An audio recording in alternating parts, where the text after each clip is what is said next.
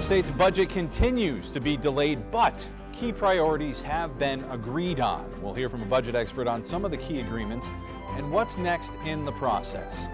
Hi, everybody, and welcome to Empire State Weekly. I'm Ryan Peterson here in Albany. After a month-long delay, the state has a tentative agreement on the state budget in place. Governor Hochul releasing a list of key items that have been agreed to. Lawmakers, however, still have to review the bills, vote, and ultimately pass a spending plan. The agreement lays out the possible changes to some of the bigger items that have been holding up this process. Bail reform measures have been agreed to, giving judges back their discretion when it comes to setting bail. Also included a plan to increase the minimum wage to $17 an hour and then indexing any additional increases to inflation. Not included, however, any details on the proposed housing plan the governor had previously laid out. And as the budget process continues, we're joined by Patrick Orecki, the Director of State Studies at the Citizens Budget Commission, talk about the next steps and what the state can do to be more transparent about this plan. Patrick, thanks for coming in. Thanks for having me. So we have this conceptual agreement, they're calling it, in place. Yes. Still certainly not a done deal, but at least I guess the finish line's in sight here. What has been, from your point of view, the biggest concern this process so far for 2023 here? Yeah, I think one of the big concerns, especially when we talk about transparency in the budget process too, has been essentially the delay. I mean, that causes big issues, not only for the state and its planning and keeping operations going, but now we're bleeding into some local government budgeting processes too, especially New York City. There's huge question marks in the state budget for how it impacts the city, and the city has already kickstarted its budget process. So being this late causes a lot of practical issues for many reasons. The process itself now, we know, at least according to the state's constitution, these bills have to so-called age for a period of time. They get reviewed before they're even voted on, so it could be possibly towards the end of next week before we see a plan in place, correct?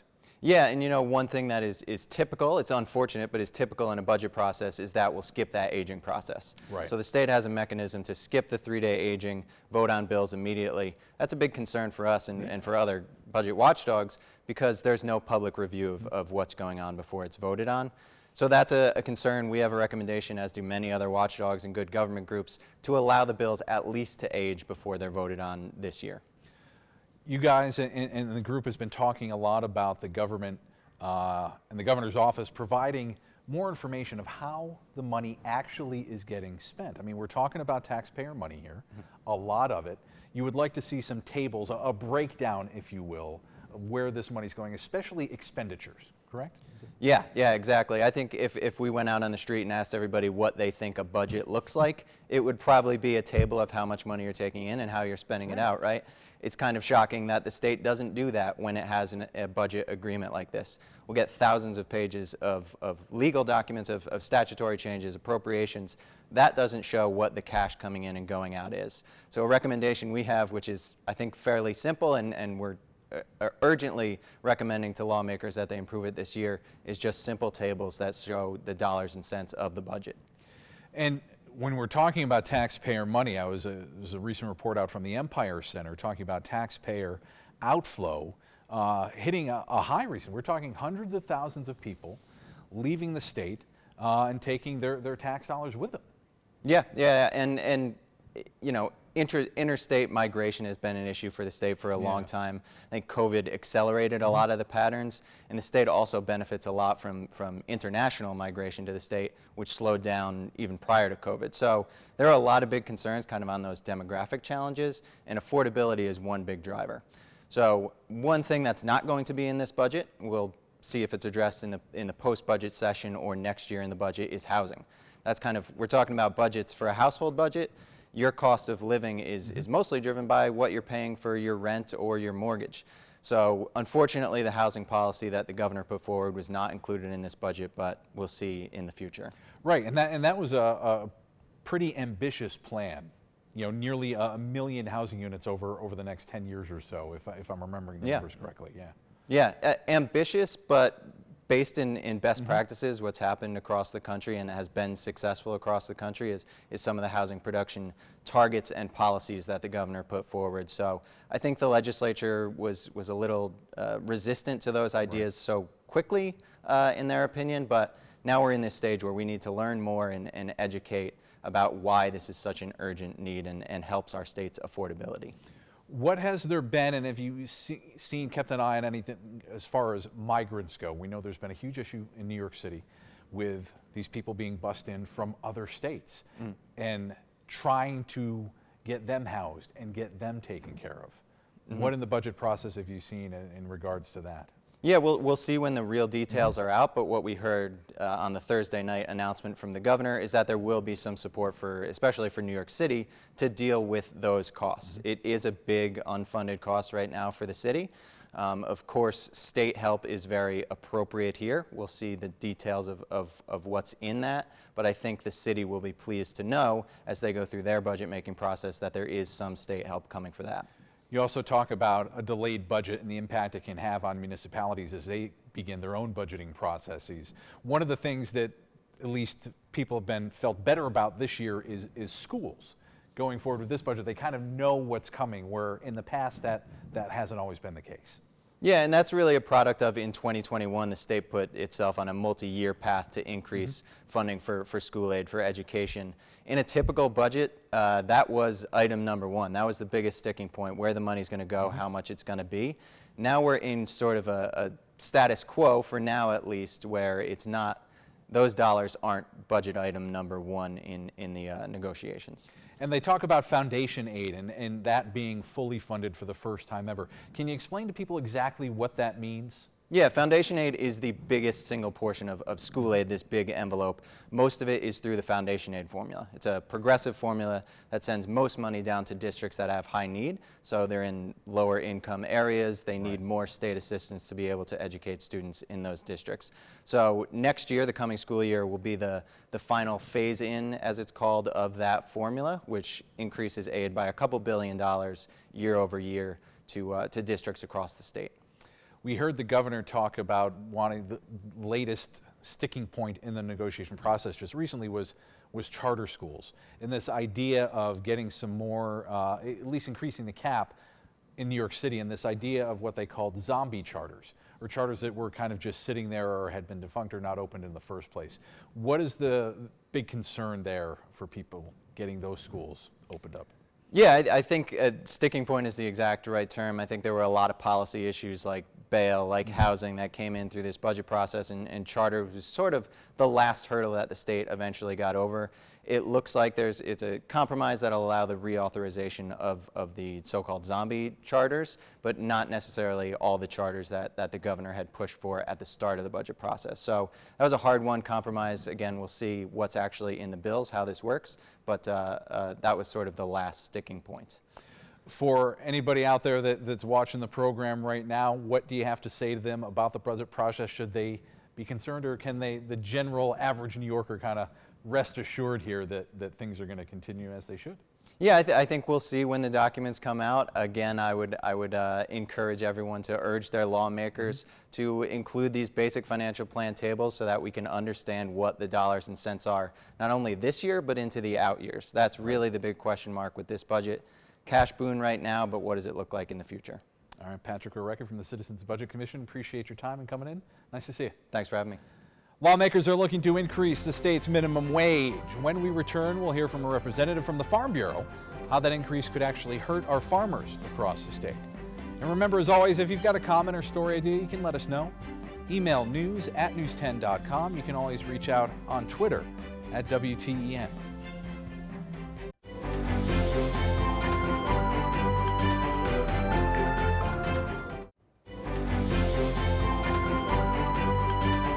Welcome back to Empire State Weekly. I'm Ryan Peterson here in Albany. Following the budget agreement announcement, we know the state's minimum wage will likely increase. So how's it going to work? Listen up. According to the proposal, minimum wage will ultimately increase to $17 an hour in New York City, Westchester, and Long Island, $16 for the rest of the state. And starting in 2027, any future increases will be tied to inflation. Now, some lawmakers have been proposing an even greater increase. One proposal would increase it to $21.25 an hour by the year 2026. Supporters of the move say what's been agreed to still doesn't do enough to help struggling New Yorkers. I think that it's outrageous that she would think that we would be okay with a minimum wage that would essentially not cover the basic necessities for New Yorkers over the next few years. It should well cover housing, groceries, and other basic necessities that every single New York State family has. All right, joining us now with some additional reaction on the push to increase the state's minimum wage is Steve Ammerman, Director of Communications for the New York Farm Bureau. Steve, nice to see you. Good to see you, Ryan. So let's start at minimum wage. That has been a big issue for a lot of people. When it comes to our farms, especially across upstate, it's a huge industry. And you and I have actually talked about this before. What is the biggest concern about going above that $15 minimum wage point? Well, the biggest concern is just not being able to transfer those costs to their customers. You know, our farmers are in a very unique position. They are cost takers, as they like to say, and they can't set their own prices. You know, our fruit and vegetable farmers, they compete in a marketplace with farms from Pennsylvania, from Michigan, from Mexico, from Canada at a wholesale level. And those farms can set their prices cheaper because they have lower labor costs. Right. So lower costs win in the end of the day. So when stores and wholesalers are looking to buy product, they're going to go with that cheaper price. So farms in New York can't just say, oh, we pay more for labor, we're going to tack on another 50 cents per pound for those apples and expect to sell those apples. Our dairy farms also, their prices are set by federal formula. They find out what their prices are a month after their milk leaves the farm. So again, those costs are just going to be absorbed. They can't pass them along, and then tough decisions are going to have to be made. Right, and it kind of flies in the face of a lot of studies out there that say, oh, well, raising the minimum wage doesn't really affect small businesses that much. But farms, as you said, are different. They can't set their price in a lot of They can't, and it's a little confusing. You know, people go to the grocery store and they see these higher prices and they think, well, farms must be benefiting. Typically, on average, farms get about 8 cents on the dollar that customers spend at the grocery store. The rest goes to the processors, to the marketers, to the supermarkets. So farms don't receive those benefits and of those higher prices. So, you know, what do? Well, they have to look to cut costs. They have to potentially cut hours, cut jobs, change what they grow to products that are less labor intensive, you know, do things they can harvest mechanically, if you will. So it just increases that burden and the hardship on our farms. We've lost about 2,000 farms since the last minimum wage started ratcheting down. So these issues are real to our farmers, and they're real to our food supply. 2,000? About 2,000. That's a lot. In about the past 5 to 6 years. So that's significant, and that impacts all of us. We're talking about our food. We're talking about our sustenance here, and we need to have that food security in this state, which is why our coalition, it's not just Farm Bureau, it's, you know, Grow and Why Farms, a coalition of a number of organizations and businesses have asked the governor and the leaders to let's press pause on this and let things settle, because our farms are also dealing with inflation just like everybody else. You mentioned switching crops, maybe to something that isn't as labor intensive. Is the state offering any sort of incentives for these farms to possibly modernize, if you will, and bring in more automation? You know, that's a really good question. And that's something that we want to work with lawmakers about. If they are going to do increases and raise labor mandates and the cost around those, then let's try and find ways to work with farms to offset those costs, because again, we're talking about our food. So it could be increasing the workforce retention tax credit to help offset some of those costs, more investment in research and technology that will help our farms do better, be more efficient. So that's something that can certainly help as well. And we would love to keep those conversations going, because we need to find a balance here. Right. One of the other conversations I know you've been having in farms as they look to spread out, get into more things, and a lot of these farm cideries we're seeing pop up around New York and a lot here in the capital region as well. They can't ship directly to somebody just yet. If you want that product, you've got to go to the farm and enjoy it there. But one of the discussions you're looking to have further is allowing them to be able to ship those ciders out to folks. And Our farm wineries can currently do that. They can ship to customers, and we saw during the pandemic, a lot of our spirit makers, cideries, craft breweries saw an increase in business as people were looking to buy local. They could just run down the street and buy these things. And also there were a lot of people that came upstate and fell in love with these products, and they may be back in New York City and want to get a hold of them but can't. So we're looking for parity in the spirits business, or in the beverage business, if you will. And Senator Rachel May has a bill out there to do this. And we really want to just level the playing field and open up opportunity for our cider makers, our distilleries, and our breweries.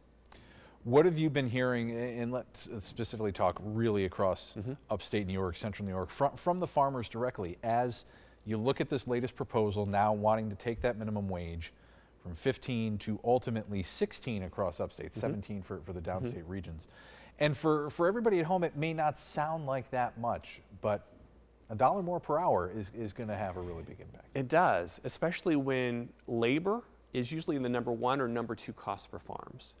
So, you know, they're small businesses. They have to make ends meet just like everybody else. And anytime you increase the cost of production and don't have a way to recoup those losses, it just makes it harder to do what you do. And in this case, again, we're talking about the people who feed us. So we just want to make sure that there's a good sense of you know, decent regulations, fair economic advantages for these small businesses, just to be able to produce the food that we need.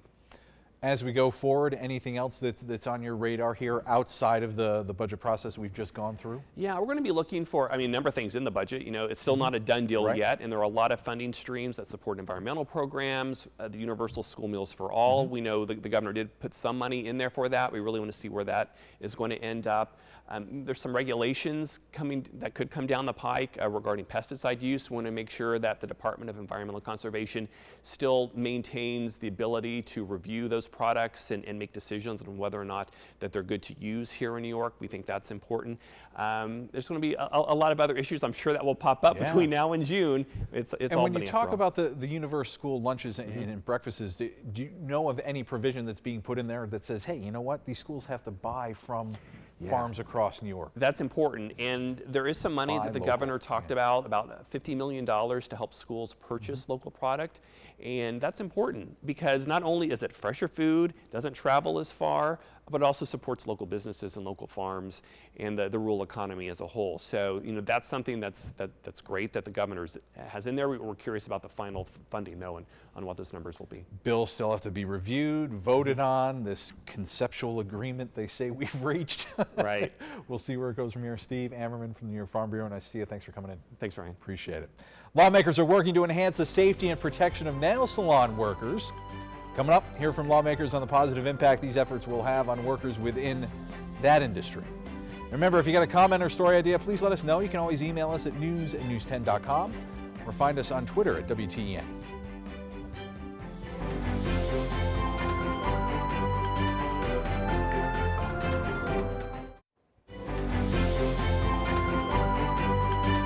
Welcome back to Empire State Weekly. I'm Ryan Peterson in Albany. Well, with spring in the air, some people may be hitting up a local nail salon for a fresh manicure or pedicure, but some lawmakers are concerned these businesses aren't getting enough representation in state government. That's why they're pushing for legislation that would empower this workforce. Capitol correspondent Amel Taleji has details on that. I'm told there's over 6,000 nail salons in the state of New York, and many of these salons employ documented and undocumented workers. Senator Jessica Ramos is sponsoring the Nail Salon Minimum Standards Council bill. This would create a council of nail salon owners, workers, and state officials to discuss things like wages, workplace safety, and more. We've known for a long time that this is work primarily done by women of color, women who end up being subjected to all sorts of toxins and chemicals. They have a dire effect on a woman's reproductive experience. Besides being around harmful toxins, Ramos says in her communication with the workforce, they admit being subjected to wage theft as well. She says a space for these workers to discuss these matters needs to be made available. We want to make sure that the government is playing a role in facilitating these conversations so that not only are we protecting the small businesses, but we are certainly protecting the workers who make it possible. Nail salon workers took to the Capitol on Tuesday expressing need for the bill. No comiendo. We don't eat. No descansando días de enfermedad. We don't have sick days to take off. Y corriendo el riesgo de que nos corran si faltamos por enfermos. And we run the risk to be fired if we take any sick day or if we are sick. This is the second year lawmakers have been pushing for this legislation. Reporting in Albany, Amel Taleji. Thanks to Amel. All right, stick around. We'll be back with a look at the week ahead in just a bit. But remember, as always, got a comment, story idea, let us know. Email news@news10.com or reach out on Twitter @WTEN.